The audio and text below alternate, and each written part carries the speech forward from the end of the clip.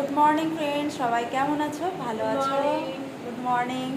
আজকে হচ্ছে সোমবার, তো আজকে আমরা দেখি এদিকে একটু লাঞ্চ টিফিন করব, টিফিন করে একটু লাঞ্চ করে এদিক ওদিক একটু ঘুরে টুরে নেব। তো আজকে আর কোনো কিছু ইচ্ছাই করি, কালকে খুব সেজেছিলাম, আজকে দেখো একদম সিম্পল, একদম কিচ্ছু সাজিনি, স্নানও করিনি, চাও খাইনি এখনও পর্যন্ত।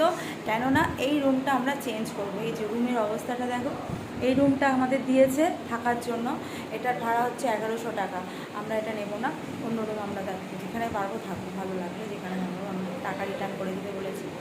তো আজকের দিনটা কীরকম কাটাচ্ছি না কাটে সেটা ব্রড ভিডিওতে তোমরা দেখতে পাবে, অবশ্যই ব্রড ভিডিওটা দেখো।